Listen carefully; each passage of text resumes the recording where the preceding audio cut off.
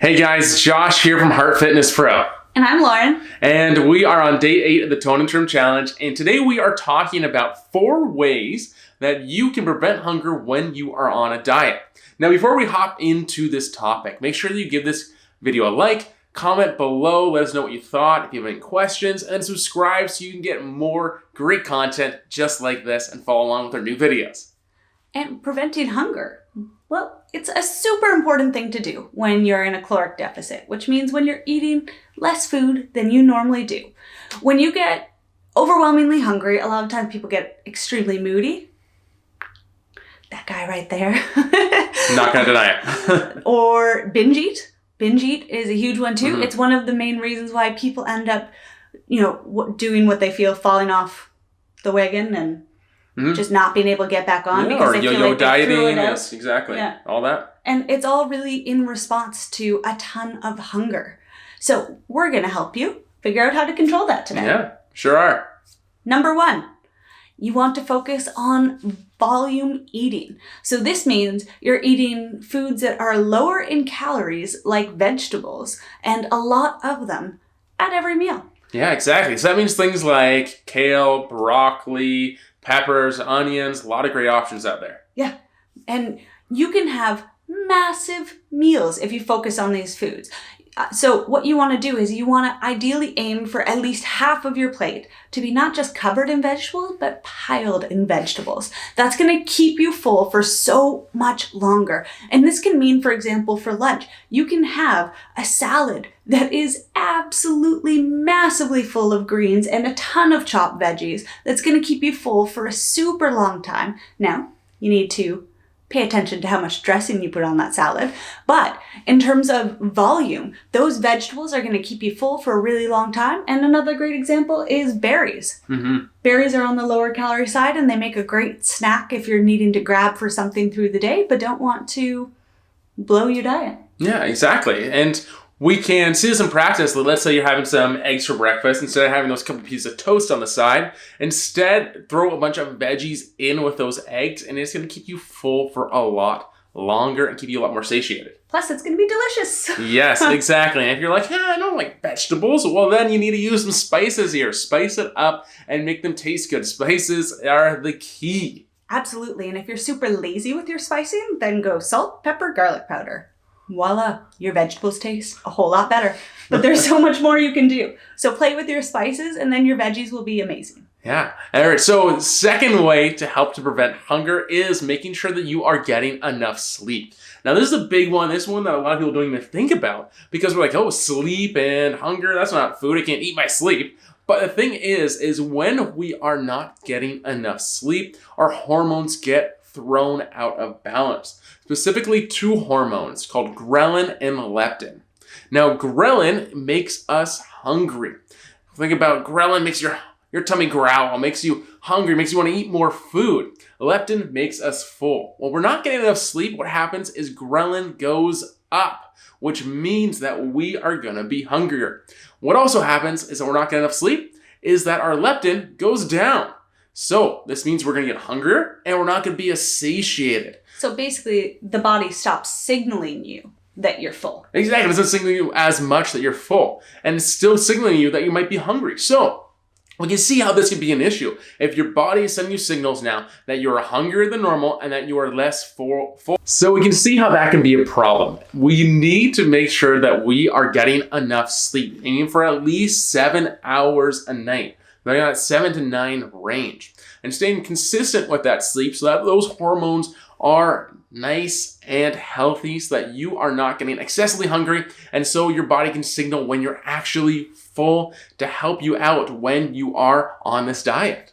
And if you want to just up the importance of sleep a little bit more too, not only does it not tell you when you're full, but it also increases your cravings for the sugary foods that aren't going to support your diet, and it decreases your motivation and willpower. Yeah, that's a great point. You just don't have it together when you're exhausted. And that's going to make it really difficult to not give in to the fact that you're feeling a little hungry. Exactly. So make sure you're getting enough sleep. That's a big, big, big one. Now, number 3, and this one is pretty much a huge one for me. I determines so much of how well I'm doing. Is, are you really hungry, or do you just need to taste something? Because normally I just need to taste something. Or are you just bored and you're looking for something to do, right? Yeah, that is me. I eat when I am bored. I eat and basically I'm like, oh, I'm bored. I'd like to taste something. That sounds great. Snack attack. I know. So I've had to come up with ways to deal with that, because if it was up for me, I would just walk into the cupboard and grab a little bit of something, go back to my work, get up, do it again, back and forth.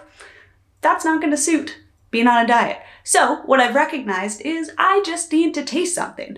This means that I need to have flavorful teas in the house so that I can make myself something delicious to basically tell my body, hey, look, you're getting something great right now. And I also save some calories towards one of those higher volume foods so that I can grab myself, say, a mini bowl of berries, or I can take a carrot with me. And that way I get a crunch, I get a taste, and I stay on track. Because the biggest thing we want to avoid is having that feeling of needing something and just feeling insanely deprived. Mm-hmm. Because that's when we, once again, go off the rails and binge. Yeah. So what's your top 3 flavor teas? Go. Ooh. Today I had a really great raspberry hibiscus one, which was awesome. I love ginger teas. Ginger lemon is a great combination, or I like to make a homemade tea that has medicinal mushrooms and some ginger and cinnamon and stuff in it.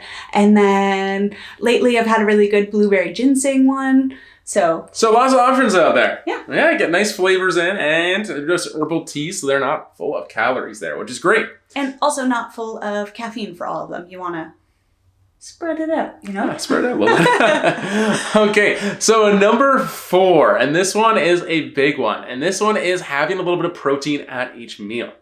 Now we have 3 macronutrients. We have carbohydrates, we have fat, and we have protein. And protein really helps to satiate us.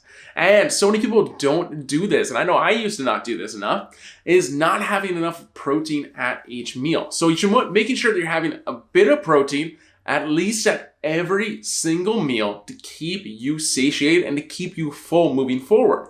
So it's going to keep you full for a longer period of time, which is awesome.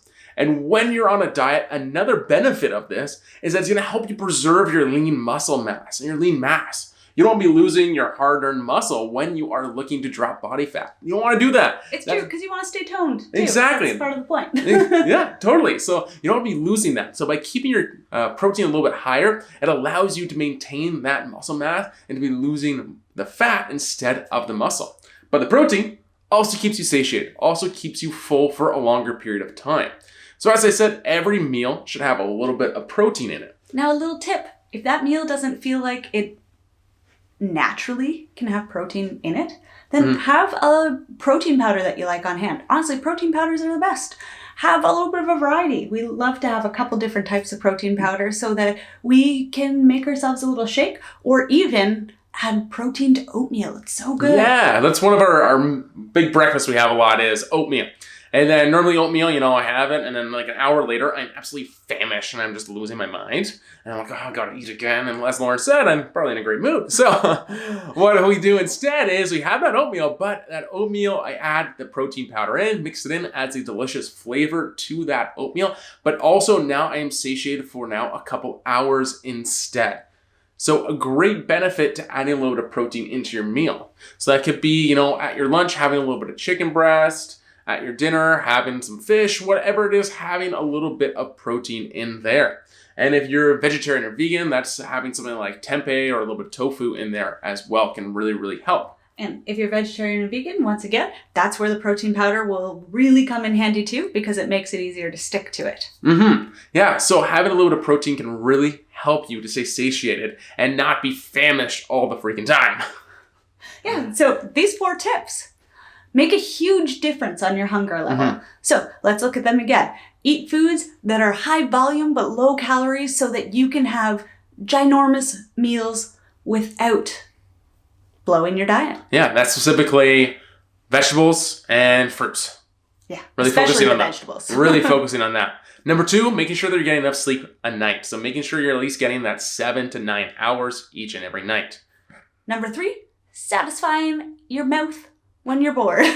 So give yourself something to taste throughout the day so that you don't always have to be reaching for snacks. If you're that type of person. Personally, I am okay to take long breaks between my meals. My lady here, not so much. But know your weaknesses and figure out how to, not make them run your life. Exactly. And then number 4 is have some protein at each meal to keep you satiated.